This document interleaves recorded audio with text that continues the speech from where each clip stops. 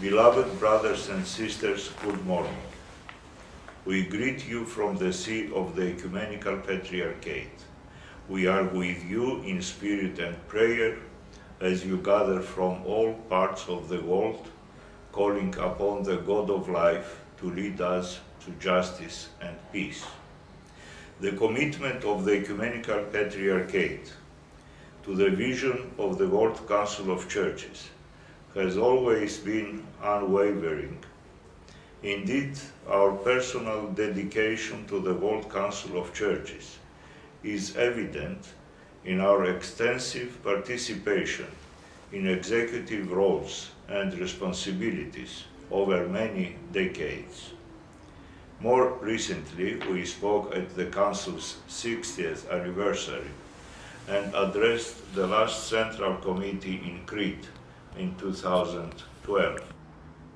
The theme of this 10th General Assembly appropriately encompasses purpose, perspective, and prayer. It comprises our goal in ecumenical activity, our attitude in ecumenical action, but also the divine blessing for ecumenical integrity. Let us, however, remember that our doctrine should inform our life. Our creed should conform to our liturgy, or, in the language of the World Council of Churches, our faith should complement our order. Humbly recognize our dependence on God's mercy for reconciliation and healing. The truth is that we are on a journey toward justice and peace.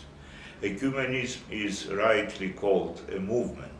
It is this notion of pilgrimage that uniquely distinguishes the Christian way.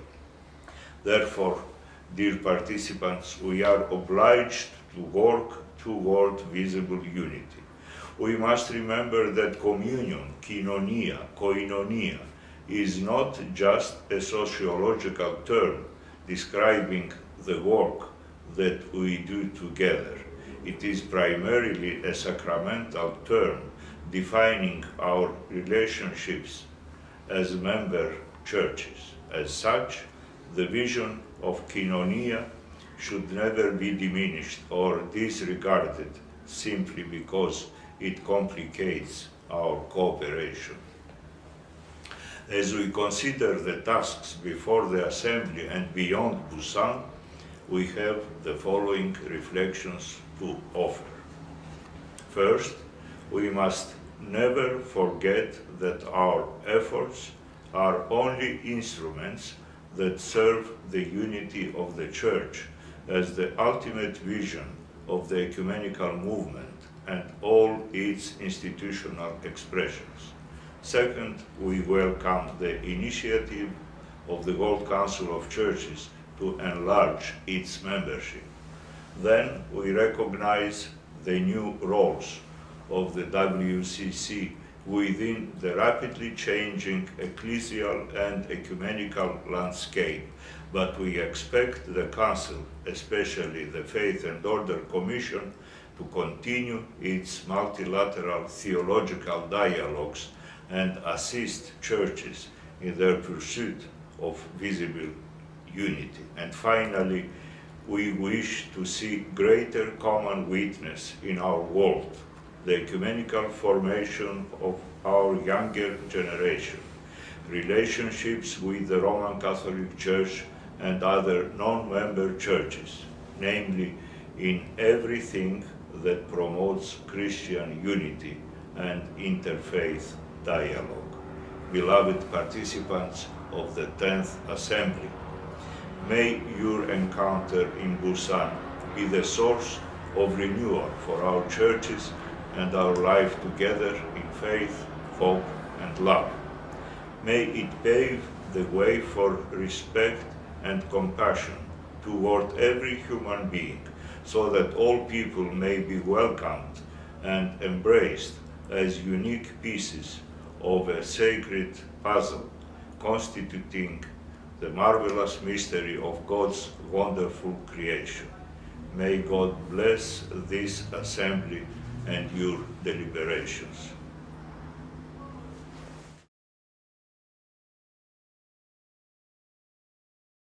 Assembly at Amsterdam in 1948, Archbishops of Canterbury have had this privilege of being invited to be with you, a personal sign of how important the fellowship of churches has been and still is for Anglicans. As a result of being here, we have sometimes been uncomfortably challenged and even moved to reform ourselves. We have learned so much from our participation in the life of the fellowship. We have made so many friends.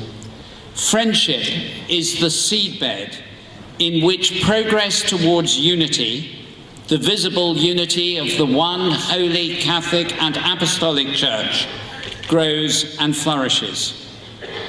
This is my first assembly, and I am enjoying a sense of wonder at my tiny place among God's great church, which draws together women and men, young and not so young, lay and ordained, from different continents and cultures and different church traditions.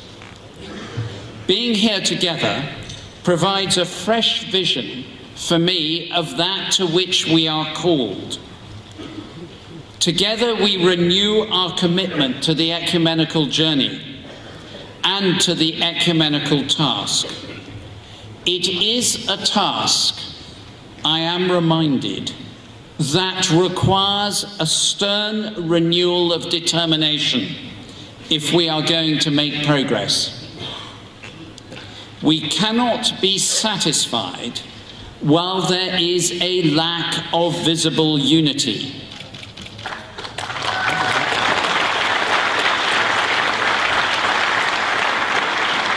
If we are satisfied, we defy the great high priestly prayer of Christ, God, who is the perfection of unity.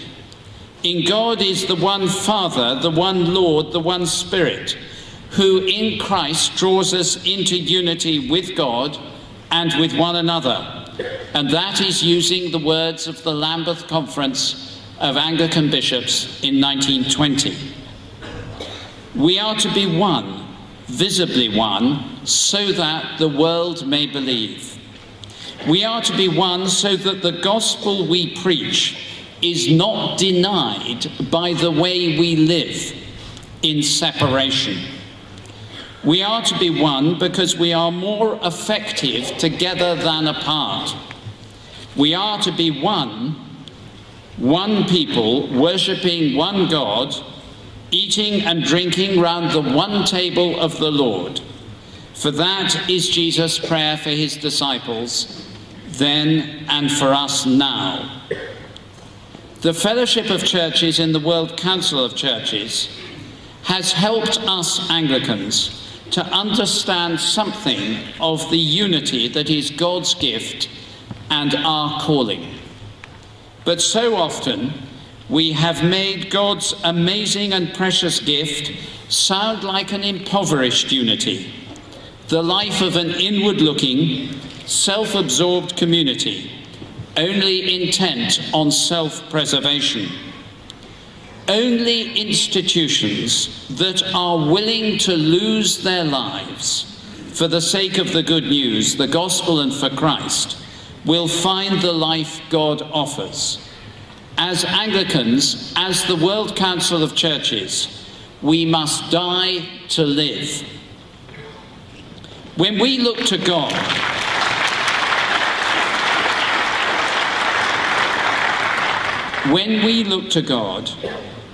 our eyes are turned outwards to his world, and we hear again the command, as Pope Francis said, to be a poor church for the poor.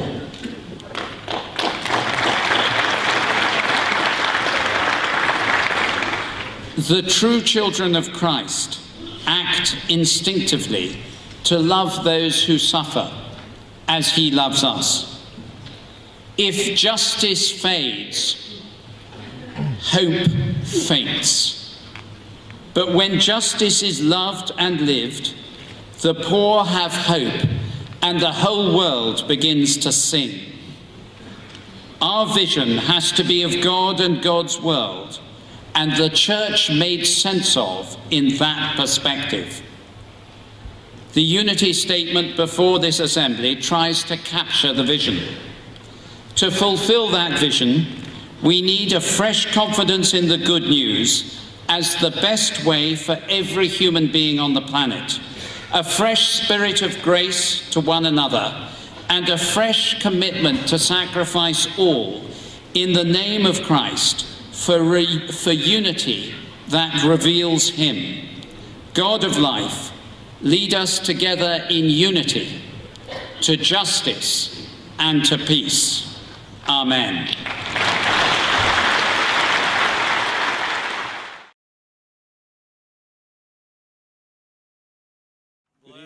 Good evening, Reverend Clergy. Now and ever and into ages of ages. O Heavenly King, the Comforter, the Spirit of truth, who art everywhere and fillest all things, treasury of blessing and giver of life, come and abide in us and cleanse us from every impurity and save our souls, O good one. Good evening, Reverend Clergy, sisters and brothers in Christ. Before we begin our prayer this evening, please allow me to read a short introduction to the worship service from the Orthodox tradition. The service is called the Artoklasia, or the breaking of the bread. In the very rich liturgical tradition of the Orthodox Church, there are many daily divine services during which we worship and glorify the triune God with psalms and hymns and spiritual songs. The service of Artoklasia, which we will celebrate together this evening, is one of the most popular divine services among Orthodox Christians. Милостив Бой человека любит, Бог еси, и Тебе славу воссылаем, Отцу и Сыну и Святому Духу, ныне и присно и во веки веков. Amen. Peace be with you all.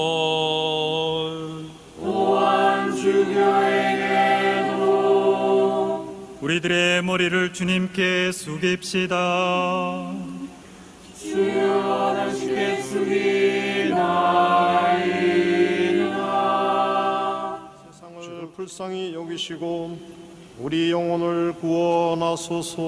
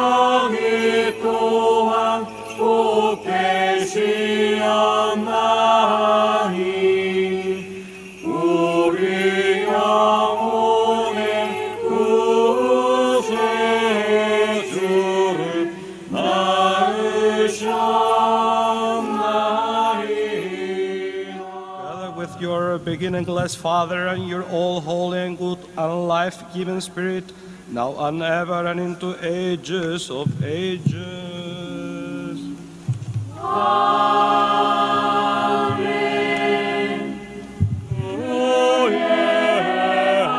불타나 어디로 가리까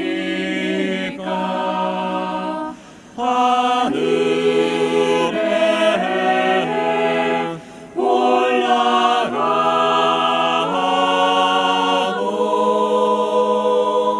거기에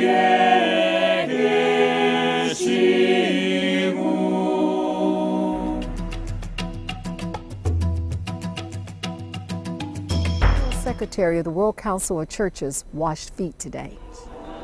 It was part of a foot washing ceremony during morning prayer. Jean Bonnier was there and has this story.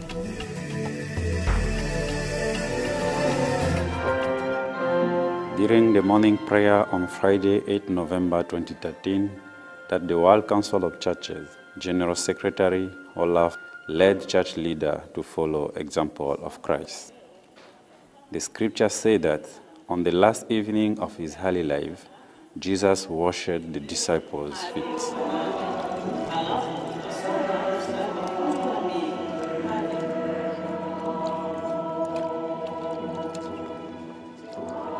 As the 10th assembly comes to an end, participants experience John 13, verse 1 to 17. By letting leaders wash their feet, true authority is nothing less than the exercise of diaconia, the practice of love in the perspective of the new world God is promising to us. I am Jean Bonnet Kongolo, reporting for Madame Life.